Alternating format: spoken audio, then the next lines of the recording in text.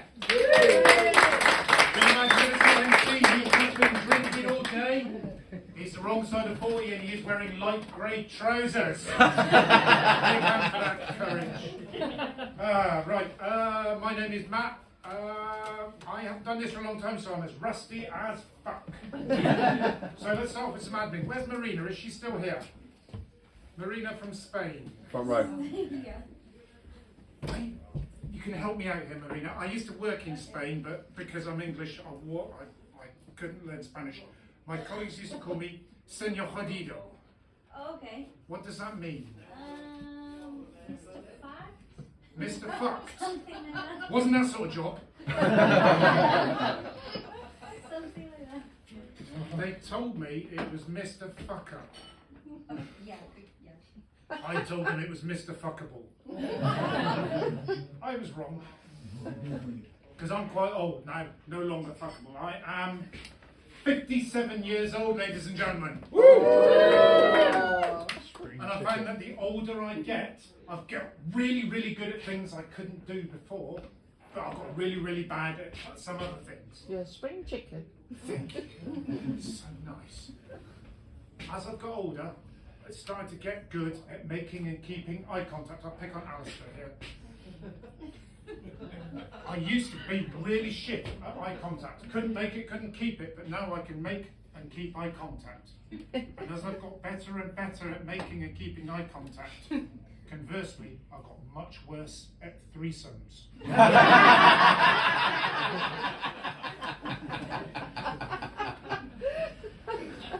Now I should add, I'm 57, I don't have threesomes. I'm a long-term happily married man, so I don't really have twosomes. Frankly, I'm well over the hill, I don't even have onesomes anymore. Why am I bragging now? Where you discovered the virginity. Yes, born again virgin. I like that. What I am very good at though is getting really anxious about things that are never going to happen. Anyone else do that? Yeah. Yes, we all do. And I get really anxious about what would happen if I got into a threesome. I mean a threesome with a woman and a bloke. Not a threesome with me and two women, that's dead easy, you just turn up with 250 quid each. Yeah, I think I pitched that about right for Christchurch. But if it's me and two blokes, make note.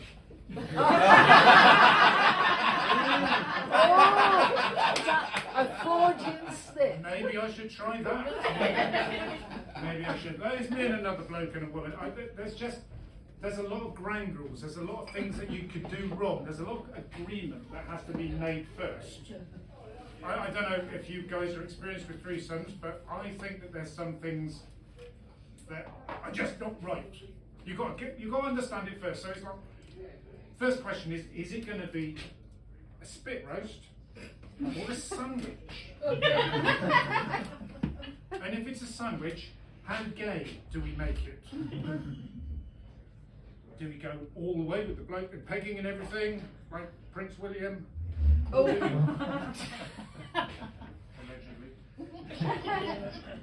And then, you know, if it's a sandwich, will there be reach-arounds? For those of you who know what reach-arounds are, you will also know that there are never reach-arounds because men can't multitask. And then there's penis etiquette. What a minefield that is. What happens if the other guy gets it out and it's not that big?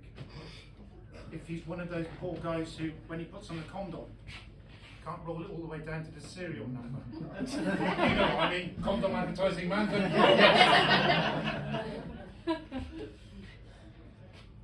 Do I just go, oh bless? Do I ignore it? And then there's like accidental penis touch. That's not something I would be looking forward to, but you know, do you laugh it off and you go, ah, fuck it up! Just. And then there's the etiquette of ejaculation. Got to have your clearly delineated zones. I don't know. I mean, I just don't know how it's done. No one wants their evening ruined by errant ejaculate. I think what would fix this is if every participant had to fill out a form beforehand. because I don't think it's just me in this room who feels that a well-filled out consent form is as horny as fuck. And then when the form is filled out, you know exactly what you can and what you can't do, and you can just get on with the threesome. And you can... Anybody here got a fuck song? A song that plays in their head? Are we sick? So mine, I think I probably am not the only person in the room here. My fuck song is the Archer's theme tune.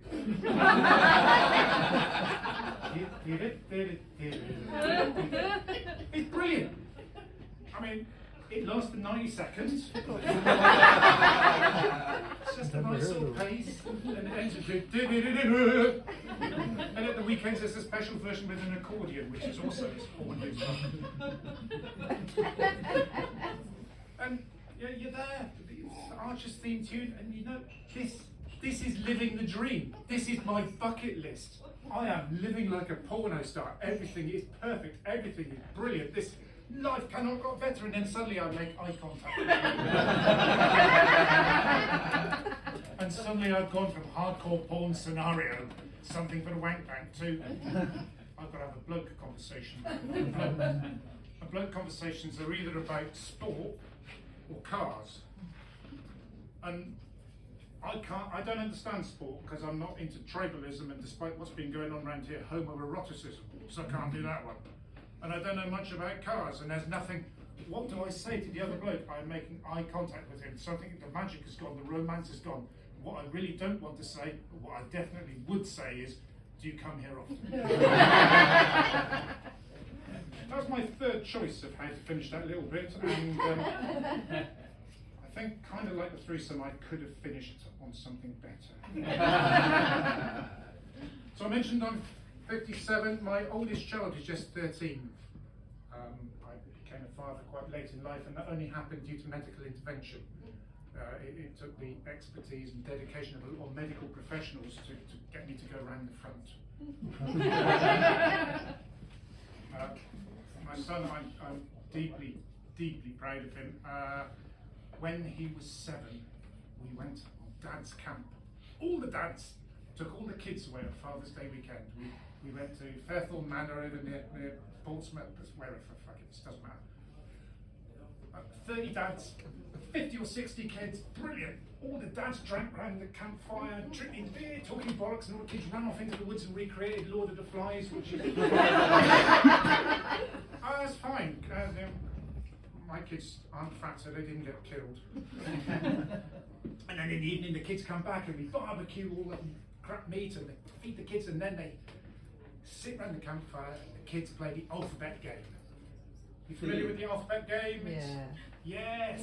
Go through the letters of the alphabet doing a swear, because there's no mums. It's just the kids, and the kids can do a swear, and it's brilliant. Oh, we can swear. You can swear. Just don't tell mum. First kid, little girl, she says, arse! Oh, bless! Next kid is bum! Well, bit of a wasted opportunity there. And the third kid has the letter C, and it's not the kid you want to have the letter C because you know he's going to let something slip out that is too much. That he's going to go home, that's going to get all the dads into a lot of trouble, and think, please don't say it, please don't say it. And he pumps it with crap. Yes, bullet dogs, yes! Thank goodness for that. The next kid says, damn, another wasted opportunity, and then it's my son. Theo Roseblade, age 7, having to do a swear word with the letter E. Oh, you lot seem like well-appointed filth. Can you any swear words begin with the letter E? No, that's the problem. It's really difficult. My son's only 7. What's he going to do? And you can see he's sitting there, he's struggling, and then an idea comes across his face, and he stands up proudly. The letter E, entering the vag. Genuinely said that comes on. And then more recently, at 13, he came home from school really, really excited. Dad, I had the best day at school today, Dad. It was brilliant, Dad, because they gave us fruit. We didn't have to eat the fruit, Dad. We put condoms on the fruit, Dad. It was sex ed. We lubed up the fruit, and then we put condoms on it. It was brilliant, Dad. Look, they always such the best day at school. And look, Dad, they gave us some lube. And it was this little bottle of lube, like a starter kit. Dad, look, they gave us some condoms. Here you go, Dad. You can use it on Mum. You could tell he had not thought that one through. You could see his poor little face start to contort in agony as he suddenly imagined me and his mother and some fruit. He ran off screaming and I had to call him back. Theo, mate, come back. We're going to need the lube. Regrettably, ladies and gentlemen, we are not going to need the lube. As I have already heavily hinted at, I'm 57, I am past it, I am over the hill. I've gone from being a man who can get up several times a night to being the man who gets up several times a night. Now at 57, it takes me 3 days of planning, 2 hours of waiting in a prescription just to get a spontaneous erection. I can still kind of get an erection, but it's just not very good. It doesn't stay up for long. It's up, then it's down. It's up, down, up, down. Having a wank is like playing Splat the Round. The only good thing of being about 57 is that I have 40 years of sexual experience. 40 years of practice, which means that I can absolutely 100% guarantee without fail that my lover, she is going to get the very best night of uninterrupted sleep. Because there's fuck all happening down there anymore. The libido's left the building. I've transformed like Optimus past his prime. The mind of an in-betweener, the body of an in-decliner. Right, this is... I do apologise for this. This is disgusting, but it's a reality of being 57. Every morning, I wake up now with a large, purple, hairy, throbbing ball bag. I mean, Alice is on board here. You're about my age, aren't you, mate? Yeah. So you know exactly what I mean. Yeah. Just gets bigger, doesn't it? Just gets bigger. Throughout, there are 3 parts of a human body that continue to grow throughout our lives. Throughout our lives, our noses continue to grow, our ears continue to grow, so my luck is fucked. Already look like the BFG and it's only going to get worse. Throughout your life, your testicles continue to grow. Well, your ball bag continues to grow, strictly speaking. Oh, well, strictly speaking, it doesn't grow. What happens is that the skin that used to be used for erections no longer needed, so your cock very magnanimously donates it.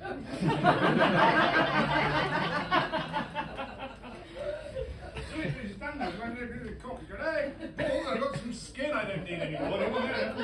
No, yeah, well, that's some of that skin, mate. You'll notice that my cock is quite posh, whereas my balls are working class. It's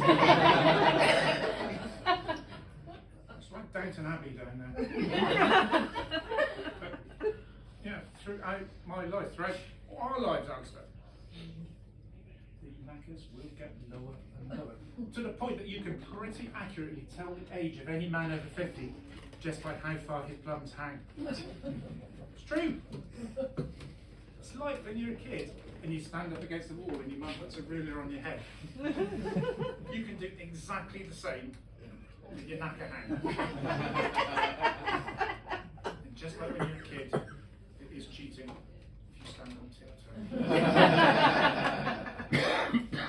Is that my time now, Glenn? Because so Unless you've got anything else you want to do, Matt? do you want some more, or do you want? I gave the 2 choices there fairly quickly. That may have been a lot of cheers for a Who wants more? Who wants to win? Me, I'm 57. No. Okay. I have been with the same woman pretty much all my adult life. My girlfriend became my wife. We've been together a long, long and happy time. And throughout our relationship, the music that I'm into is how we make love. When we first got together, we were teenagers in our late teens, nothing noncy, and I was really into punk rock, and our first experience in sex was just like a punk rock song. They were fast, energetic, vigorous, lasted about 2 minutes. Quite a lot of spitting. And then I got into metal. And I love metal. Lots of leather, lots of studs. And when we fucked, it was like metal, lots of leather, lots of studs, lots of...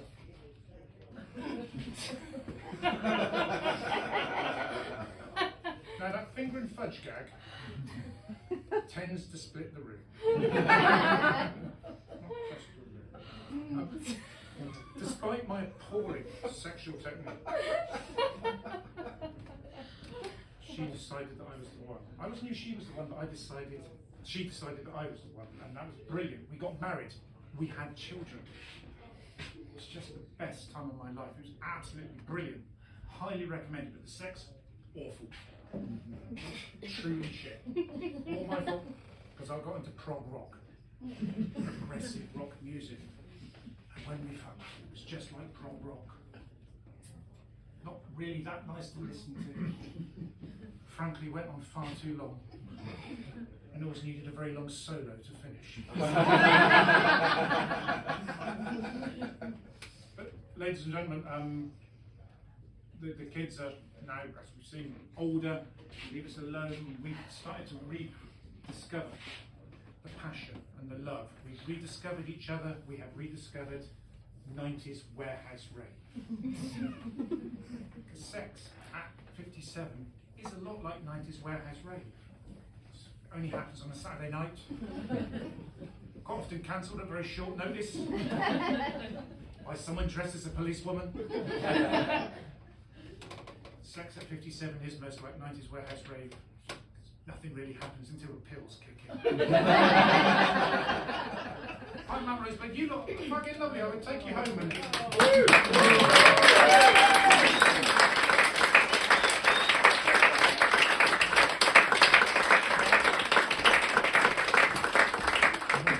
Well, that does bring us very sadly to the